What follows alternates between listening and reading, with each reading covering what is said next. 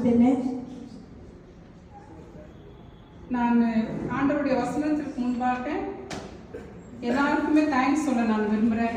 ಕರ್ತನ ವಾಕ್ಯವನ್ನು ಹಂಚಕ್ಕೆ ಮುಂಚಿತವಾಗಿ ನಾನು ಎಲ್ಲರಿಗೂ ವಂದನೆಯನ್ನು ಸಲ್ಲಿಸಕ್ಕೆ ಬಯಸ್ತಿದ್ದೇನೆ. இங்கே பணிபுரிகிற ஒவ்வொருவருக்காகவும், ಇಲ್ಲಿ ಕೆಲಸ ಮಾಡುತ್ತಿರುವ ಒಬ್ಬೊಬ್ಬರಿಗಾಗಿನೂ, ஜீசஸ் கால்ஸ் மினிஸ்ட்ரி செய்கிற ஐயாவுடைய குடும்பத்தாருக்காகவும், ಯೇಸು ಕರೆತವರಿಗಾಗಿ,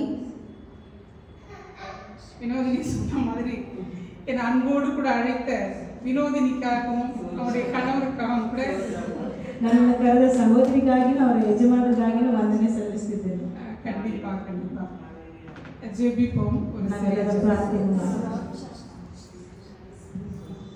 அன்பின் பரலோக பிதாவே, இந்த அருமையான நல்ல வழிக்காக நன்றி செலுத்துகிறோம். ஆண்டவரே, பேசுகிற தேவன் ஆண்டவரே, இது இந்த வேலை புலராட்சாவே, சிறிய கூட்டமோ பெரிய கூட்டமோ என் தேவனுடைய சித்தம் என்னவோ அது மாத்திரமே நிறைவேற கிருபை பாராட்டுங்க. ஆண்டவரே, உமக்கு முன்பாக நான் ஒன்றுமே கிடையாது ராஜா. யோவான் ஸ்நானகன் சொன்னது போல ஆண்டவரை நீ பெருக்கவும் நாங்கள் சிறுகவும் வேண்டும் என்று அப்படியாய் கர்த்தாவே எங்களை நாங்கள் தாழ்த்துக்கிறோம். நம்முடைய அன்பின் வார்த்தையை தகப்பனை பகிர்ந்து கொள்ள என் ஆண்டவர் நம்மை கிருபை பாராட்டுகிற தயவுக்காக உங்களுக்கு நன்றி. ஏசப்பா நீங்கள் பேசுங்க ராஜா, நாங்கள் கேட்கிறோம். ஜீவனுள்ள தேவனே உங்களுக்கு நன்றி.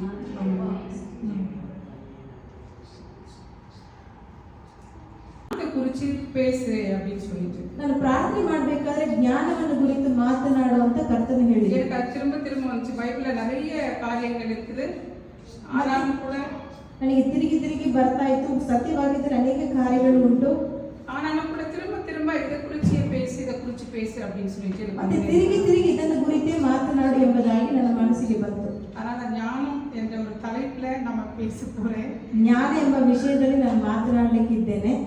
கர்த்தர் முதலாவது எனக்கு ஞானத்தை கொடுக்க நீங்க வேண்டிக்கீங்க. கர்த்தர் ಮೊಟ್ಟ ಮೊದಲಾಗಿ ನನಗೆ ಜ್ಞಾನ ಕೊಡಲು ಪ್ರಾರ್ಥಿಸಿಕೊಳ್ಳ್ರಿ. சரி, இங்க 8ஆம் அதிகாரத்துல 1வது வசனம் சொல்றது, ஞானம் கூப்பிடுகிறதில்லையோ புத்தி சத்தமிடுகிறதில்லையோ. 8ನೇ ಅಧ್ಯಾಯದಲ್ಲಿ ನಾವು ನೋಡುತ್ತೇವೆ, ಜ್ಞಾನವೆಂಬ ಆಕೆಯು ಕರೆಯುತ್ತಾಳೆ, ವಿವೇಕ ಎಂಬ ಆಕೆಯು ದನಿ ಕೈಯುತ್ತಾಳೆ ಎಂಬುದಾಗಿ ನಾವು ನೋಡುತ್ತೇವೆ. சரி, இந்த ஞானம் எங்க இருக்குது? ஞானம் எங்க இருந்து நம்ம கூப்பிடுது? ಜ್ಞಾನ ಎಲ್ಲಿ ಇದೆ, ಎಲ್ಲಿಂದ ನಮ್ಮನ್ನು ಕರೀತಾ ಇದೆ இல்லையா? இந்த வசனங்கள் சொல்லுது, ವಾಕ್ಯಗಳು ಹೇಳ್ತದೆ. 91வது சங்கீதத்துல 7ஆம் வசனம் சொல்லும். 91ನೇ ಕೀರ್ತನೆಯಲ್ಲಿ 7ನೇ ವಾಕ್ಯ ಹೇಳ್ತದೆ. ಕೀರ್ತನೆ 91:7.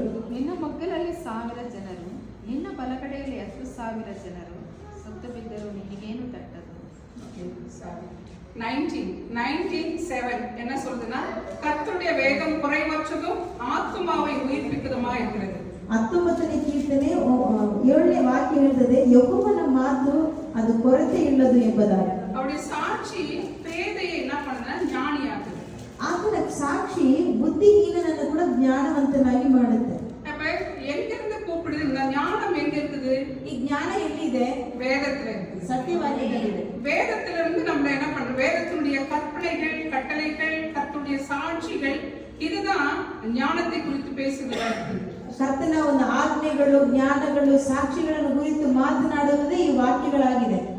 வேற எங்கிருந்து நம்மளை கூப்பிடுறது இல்ல. வேதம் மாத்திரமே, நம்ம வேதத்தின் வசனங்கள் மாத்திரமே, சத்திய வசனங்கள் மாத்திரமே ஆண்டவருடைய அந்த உண்மையான சத்தியம் நம்ம என்ன பண்ணுது? இந்த சத்தியம் தான் ஞானம், சாட்சி தான் ஞானம், கர்த்தருடைய வேதம் தான் நம்மளுக்கு ஞானம், இல்லையா? ಕರ್ತನ ಸಾಕ್ಷಿನೇ, ಕರ್ತನ ವಾಕ್ಯನೇ ನಮಗೆ ಜ್ಞಾನ ಅಲ್ವಾ?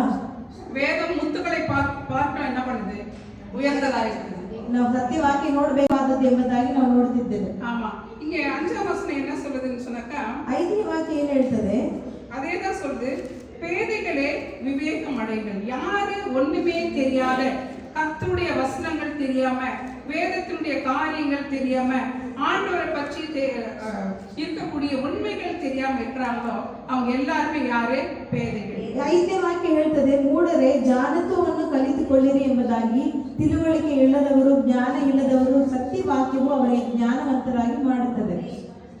இவர்களுக்கு கடவுளுடைய வசனம் என்ன சொல்றது? மூடர்களே, ಇವರುಗಳಿಗೆ ಕರ್ತನ ವಾಕ್ಯ ಏನ್ ಹೇಳ್ತದೆ? ಮೂಢರೇ ಎಂಬುದಾಗಿ. புத்தியுள்ள சிந்தையாயிருங்கள். ನೀವು ಜಾನತ್ವವನ್ನು ಕಲಿತು. ஆமா, 8ஆம் வசனம் என்ன சொல்றது? என் வாயின் வாக்குகள் எல்லாம், கர்த்தருடைய வாயின் வாக்குகள் எல்லாம் வேதத்தின் வசனங்கள் ஒவ்வொன்றும் எப்படி இருக்குதுன்னு சொன்னாக்கா நீதியானது. ಕರ್ತನ ವಾಕ್ಯ ಹೇಳ್ತದೆ ನನ್ನ ಮಾತುಗಳೆಲ್ಲ ಅದು ನೀತಿಯಾದದ್ದು ಎಂಬುದಾಗಿ. நீதியான ஒரு காரியம் தான் கர்த்தருடைய கிருபையினால நமக்கு ஞானத்தை உண்டு பண்ணுது. ಆ ನೀತಿಯಾದ ಕಾರ್ಯಗಳೇ ಕರ್ತನಲ್ಲಿ ನಮಗೆ ಜ್ಞಾನವನ್ನು ಉಂಟು ಮಾಡುತ್ತದೆ. அப்படி 9வது வசனம் பார்க்கும்போது 9ನೇ ವಾಕ್ಯ, புத்தி உள்ளவனுக்கு தெளிவையும் ஞானத்தையும் பெற்றவர்களுக்கு யதார்த்தமுமா இருக்கிறது. ಆ ತಿಳುವಳಿಕೆ ಉಳ್ಳವನಿಗೆ ಯಥಾರ್ಥವಾಗಿಯೂ தெளிவும் ஞானமும் இல்லையா? ತಿಳುವಳಿಕೆ ಜ್ಞಾನ அது ரொம்ப ஈஸியா யதார்த்தமா ரொம்ப ஈஸியா கிடைக்கக்கூடிய ஒரு காரியமா இருக்குது வேதத்தை பற்றி தெரிஞ்சவங்களுக்கு. ಸತ್ಯ ವಾಕ್ಯವನ್ನು ತಿಳಿದುಕೊಳ್ಳುವವರಿಗೆ ಅವರಿಗೆ ಸುಲಭವಾಗಿ ಅದನ್ನು ಅವರಿಗೆ ಸಿಗುತ್ತದೆ.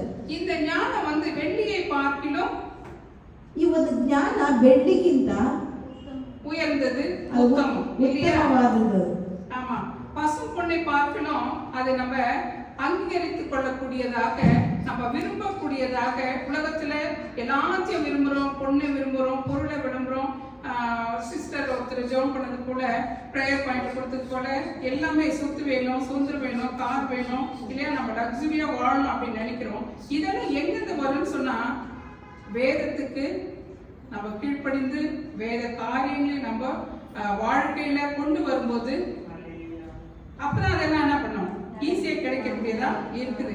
அதை காட்டிலும் ಕರ್ತನ ವಾಕ್ಯ ಚೊಕ್ಕ ಬಂಗಾರವಾಗಿದೆ, ಇದು ಎಲ್ಲದಕ್ಕಿಂತ ಅಮೂಲ್ಯವಾಗಿದೆ. ನಾವು ಲೋಕದಲ್ಲಿ ನೋಡ್ಬೇಕಾದ್ರೆ ಎಲ್ಲ ಸೌಲಭ್ಯವನ್ನು ಹೊಂದಿಕೊಂಡು ಬದುಕಬೇಕೆಂಬುದಾಗಿದ್ದೇವೆ, ಆದರೆ ಅದು ಎಲ್ಲದಕ್ಕಿಂತ ಕರ್ತನ ವಾಕ್ಯ ಅಮೂಲ್ಯವಾದದ್ದಾಗಿದೆ. ಇದೆல்லாம் வரும், ஒரு காலம் வரும், இன்னொரு காலம் போகும். ಈ ಲೌಕಿಕವಾದದ್ದು ಒಂದು ಕಾಲ ಬರುತ್ತೆ, ಒಂದು ಕಾಲ ಹೋಗುತ್ತೆ. ஆனா ஆண்டவருடைய வேத வசனத்தை அறிந்து ஞானத்தோடு வாழும்போது அது நித்திய காலமாய். ಆದ್ರೆ ಕರ್ತನ ವಾಕ್ಯವನ್ನು ಅರಿತುಕೊಂಡು ನಾವು ಅದರ ಪ್ರಕಾರ ನಡಿಬೇಕಾದ್ರೆ ಅದು ನಿತ್ಯವಾಗಿ ನಮ್ಮನ್ನು ಕಾಯ್ತದೆ. ஆண்டவரோடு கூட இருக்க அது உதவி பண்ணுது. ಅದು ದೇವರೊಂದಿಗೆ ಇರಲಿಕ್ಕೆ ಅದು ನಮಗೆ ಸಹಾಯ ಮಾಡುತ್ತದೆ. ஆமா. 11வது வசனம் சொல்லுது, இவ்வளவு பெரிய இந்த உலகத்துடைய பொன் பொருள்கள் எல்லாமே. 14வது வசனம் சொல்லுது, ஆலோசனையும் மெய்ஞானமும் என்னுடையது. ಕರ್ತನ ಆಲೋಚನೆಯು ಜ್ಞಾನವು ನನ್ನದು ಅಂತ ಹೇಳ್ತಿದ್ದಾರೆ. நானே புத்தி வல்லமை ஏகிட்ட தான் இருக்கு. ಆ ಶಕ್ತಿಗಳು ನನ್ನಲ್ಲೇ ಇದೆ. இந்த உலகத்துல எத்தனை வல்லமை, எத்தனை மினிஸ்டர், எத்தனை பெரிய ஆட்கள் இருந்தாலும் கூட, ಈ ಲೋಕದಲ್ಲಿ ಎಷ್ಟು ಶಕ್ತಿ, ದೊಡ್ಡ ಮಿನಿಸ್ಟ್ರಿಗಳು ಎಲ್ಲರೂ ಇದ್ರೂ ಕೂಡ அவங்களுக்கு நித்தியமான ஒரு வல்லமை இருக்காது. ಅವರಿಗೆ ನಿತ್ಯವಾದ ಒಂದು ಶಕ್ತಿ ಇಲ್ಲ. அது வரும், ஒரு 5 வருஷமா இல்ல 2 வருஷமா, 2 வருஷத்துக்கு ஒரு முறை அவங்களுடைய வல்லமை போயிட்டே இருக்கும். ಅವ್ರು 2 ವರ್ಷಗಳೇ ಆದ್ಮೇಲೆ ಅವರ ಶಕ್ತಿ ಹೋಗ್ತಾನೆ ಇರುತ್ತೆ. இல்ல இன்னும் ஒரு 5 வருஷம் பீரியடா இருந்தா 5 வருஷத்துக்கு ஒரு முறை அவங்க வல்லமை போயிடும். ಅಥವಾ ರಾಜಕೀಯದಲ್ಲಿ 5 ವರ್ಷ ಇದ್ರೆ 5 ವರ್ಷ ಆ ಶಕ್ತಿ ಅವರನ್ನು ಬಿಟ್ಟು ಹೋಗುತ್ತೆ. அதுக்கப்புறம் அவங்கள மதிக்கிறதுக்கும் ஆட் கிடையாது. ಅದ ನಂತರ ಅವರಿಗೆ ಮರ್ಯಾದೆ ಕೊಡಲಿಕ್ಕೆ ಯಾರು ಇಲ್ಲ. இல்லையா? அப்ப தேவனுடைய பிள்ளைகள், ஞானத்தை பெற்றவர்கள் ஒன்றுமே, அதாவது பேதைகளை கர்த்தர் என்ன பண்றாரு, ஞானியாக்குறாரு. ಕರ್ತನ ವಾಕ್ಯವನ್ನು ಹೊಂದಿಕೊಂಡ್ರೆ ನಾವು ಜ್ಞಾನವಂತರಾಗ್ತದೆ. ಅದೇ ವಾಕ್ಯವು ಹೇಳ್ತದೆ, ತಿಳುವಳಿಕೆ ಉಳ್ಳದ ಮೂಢನಿಗೆ ಅದರ ತಿಳುವಳಿಕೆಯನ್ನು ಕೊಡುವ. பேதையை ஞானியாக்குற தேவன் இயேசு கிறிஸ்துவை தவிர இந்த உலகத்துல ஒருத்தருமே. ಬುದ್ಧಿಹೀನರನ್ನು ಜ್ಞಾನವಂತರಾಗಿ ಮಾಡುವುದು ಯೇಸು ಕ್ರಿಸ್ತನ ತವರ ಲೋಕದಲ್ಲಿ ಯಾರು ಇಲ್ಲ. ஒருத்தரும் கிடையாது, ஒருவரும் கிடையாது. ಒಬ್ಬರು ಇಲ್ಲ, ಇನ್ನು ಮುಂದೆ ಬರುವುದೂ ಇಲ್ಲ. சரி, இன்னொரு வசனம் என்ன சொல்லுதுன்னா 17வது வசனம் பார்க்கலாம். 17ನೇ ವಾಕ್ಯವನ್ನು ಓದೋಣ. என்ன சொல்லுது, என்னை தேடுகிறவன் என்னை கண்டடைகிறான். ನನ್ನನ್ನು ಹುಡುಕುವವನು ನನ್ನನ್ನು ಕಂಡುಕೊಳ್ಳುವವನು. எப்ப தேடணும், ಯಾವಾಗ ಹುಡುಕಬೇಕು? வசனம் சொல்லுது, அதிகாலையில். ಬೆಳಗ್ಗೆ. அதிகாலையில். ನಾವು ಪ್ರತಿದಿನ ಬೆಳಗ್ಗೆ. அப்ப அதிகாலையில தேடும்போது, ನಾವು ಬೆಳಗ್ಗೆ ಆತನನ್ನು ಹುಡುಕುವಾಗ இந்த உலகத்தில் இருக்கக்கூடிய ಈ ಲೋಕದಲ್ಲಿ ಇರುವ அழியக்கூடிய ஞானம் எல்லாம் ஒழிச்சு ನಶಿಸಿ ಹೋಗುವ ಜ್ಞಾನವೆಲ್ಲ ಹೋಗ್ಬಿಡುತ್ತದೆ. நித்தியமாய் நாம் வாழ்வதற்கு ஏற்ற ஞானம், ನಿತ್ಯವಾಗಿ ನಾವು ಜೀವಿಸೋದಕ್ಕೆ ತಕ್ಕ ಜ್ಞಾನ தேவன் நமக்கு கொடுக்கிறார். ದೇವರು ನಮಗೆ ಕೊಡುತ್ತಾರೆ, இல்லையா? ಹೌದಲ್ವಾ? அதிகாலையில் நம்ம தேடணும். ಬೆಳಗ್ಗೆ ನಾವು ಆತನನ್ನು ಹುಡುಕಬೇಕು. கடவுள் சொல்றாரு, யாருதான் கடவுளை தேட முடியும் அதிகாலையில? ಕರ್ತನು ಹೇಳ್ತಿದ್ದಾನೆ, ಯಾರು ಬೆಳಗ್ಗೆ ತನ್ನನ್ನು ಹುಡುಕಕ್ಕೆ ಸಾಧ್ಯ? நீங்க சொல்லுங்க, யாருதான் தேட முடியும்? ನೀವು ಹೇಳಿ, ಯಾರು ಬೆಳಗ್ಗೆ ದೇವರನ್ನು ಹುಡುಕ್ತಾರೆ? ஆமா, யாரு அவரை விரும்புறாங்களோ, ಯಾರು ಆತನನ್ನು ಪ್ರೀತಿಸ್ತಾರೋ, யாரு அவரை நேசிக்கிறாங்களோ, நேசிக்கிறாங்களோ ಯಾರು ಆತನನ್ನು ಪ್ರೀತಿ ಮಾಡ್ತಾರೋ அவங்க என்ன பண்ணுவாங்கன்னா ಅವ್ರು ಏನ್ ಮಾಡ್ತಾರೆ, தூக்கத்தை விட்டு நிறைய பேருக்கு தூக்கம் ரொம்ப பிடிக்கும் ಎಲ್ಲರಿಗೆ ನಿದ್ರೆ ಅಂದ್ರೆ ತುಂಬಾ ಇಷ್ಟ.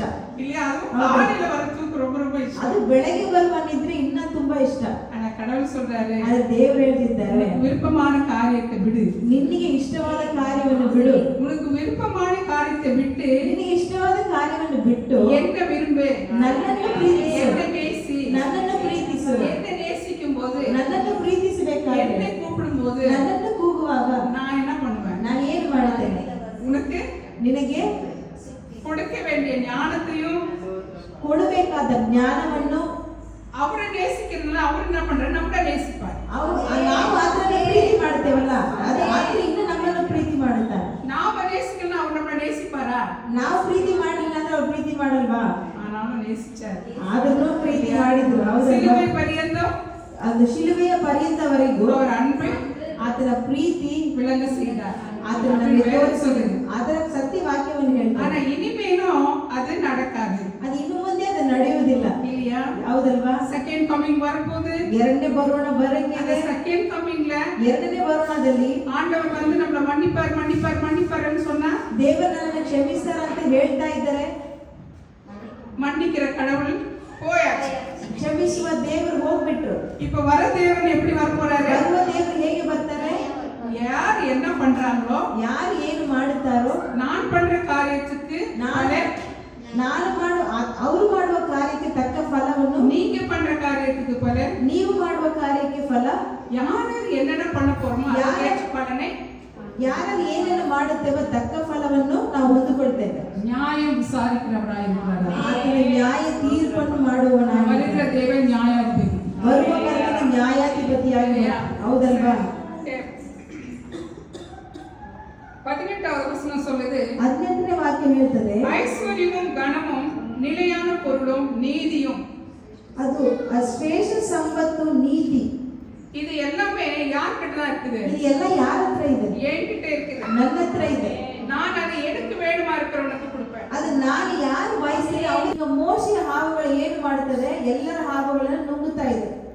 அதுக்கு பிறகு போறோம், சரி அவ்வளவுதானே, நீயும் பாம்பு உண்டு பண்ண நானும் பாம்பு உண்டேன், இதுல ஒன்றும் பிரச்சனை கிடையாது. இல்ல, ನೀನು ಹಾವನ್ನು ಉಂಟು ಮಾಡಿದೆ, ನಾನು ಉಂಟು ಮಾಡಿದೆ, ಇದರಲ್ಲಿ ಸಮಸ್ಯೆ ಇಲ್ಲಲ್ಲ. ஆமா, இதுல நீ பெரியவன் நான் பெரியவன்றதுக்கு யாரும் கிடையாது. ಇದರಲ್ಲಿ ನೀನು ದೊಡ್ಡವನು ನಾನು ದೊಡ್ಡವನು ಅಂತ ಹೇಳಕ್ಕೆ ಏನಿಲ್ಲ அப்படின்னு சொல்லிட்டு போறாங்க. சரிப்பா, நான் தண்ணி போய் என்ன பண்றேன், ரத்தமா பண்றேன், மோசஸ் போறாரு.